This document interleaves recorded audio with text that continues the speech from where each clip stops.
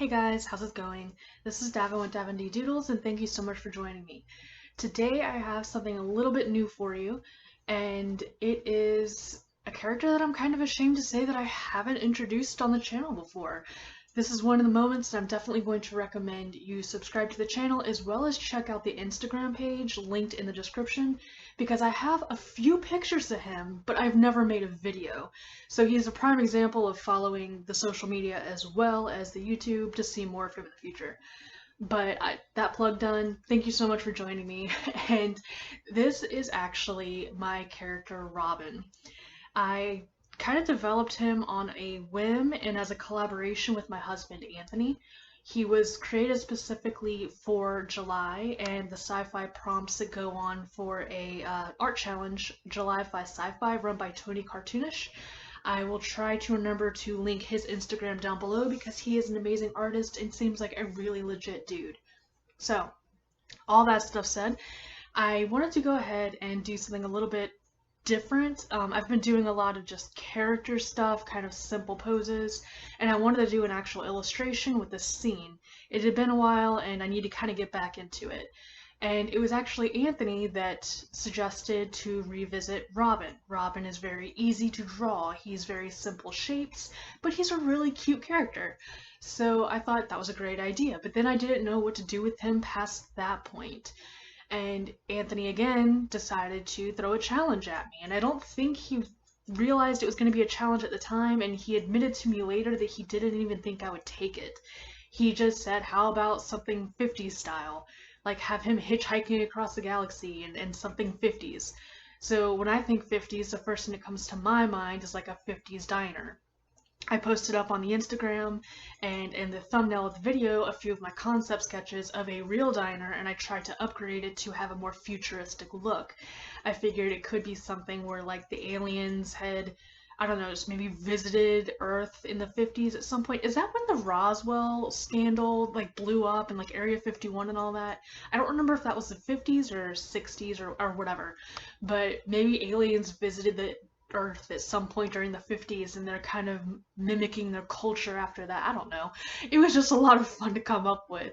So I did like a really just simple kind of diner look. He's being dropped off by an alien in a spaceship, which I have never drawn a spaceship in my life. So, I mean, it kind of looks like there's beer bottles just taped to something, but that's okay.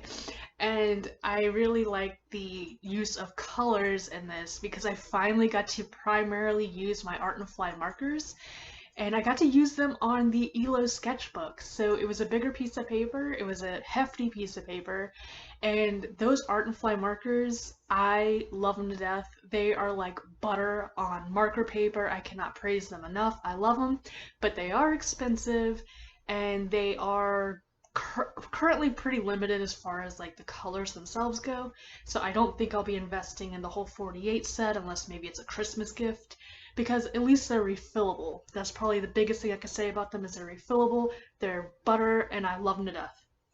Anyway, so they did really well with the pastel colors. The only real colors that I had to use my OHUHU markers for were the actual like blue-green of the building itself, and the colors for I believe it was the colors for RobIn, the grays. So the grays throughout, those are OHUHU, and I think the green on his pack and the black marker for the background. Otherwise, like the yellows, the greens, the pinks, the pastel blues, and that's all the Art and Fly markers. So I was super excited to finally be able to do a picture primarily in those. And I mean, what better time to use them? It's a pastel pack, and apparently the 50s loved pastel colors. I tried to kind of create human-looking aliens, that way they were kind of familiar with the 50s style. I tried to give like the cute little alien waitress like a 50s polka dot dress, even though I think they preferred stripes back then. I didn't want to do stripes, she gets polka dots. I wanted to give her kind of like a cute little blouse, and for some reason, I don't know if this was in the 50s, but she's a car hop on roller skates, roller skates are very hard to draw. But I wanted to give her a cute little hair, and everything is kind of human based. You've got the kid with the baseball cap. That little kid in the window is my favorite part of this entire drawing. I love that little kid. Every restaurant, every truck stop, like with a diner, every place you go to eat has that obnoxious little child that's either turned around in the booth or like licking the window or something. So I had to include a little alien child here that does the same thing human kids do. And I wanted to do kind of like a trucker kind of feel for the guy on the left. So I just colored him green, I made him fat, I put him in flannel and some jeans and a baseball cap because I guess maybe that's alien fashion. I don't know. I didn't get too creative. I wanted to kind of make it old-fashioned human based. Like they model themselves after humans for some reason. I don't know. But I also really like the idea, and this is very, very inspired from Futurama, of like the billboards that are in the sky, like advertisements in the sky as the spaceships fly around them and through them. And so that's kind of what I wanted to do with like the last stop till gate 82 and you are here, kind of pinpointing on a galaxy map. And I did that because whenever you go on a long stretch of road where it's the last stop for quite a ways, you see these kind of advertisements everywhere and they're so annoying. So I figured it would be even more obnoxious and like bright neon in space as well. They've probably got them everywhere.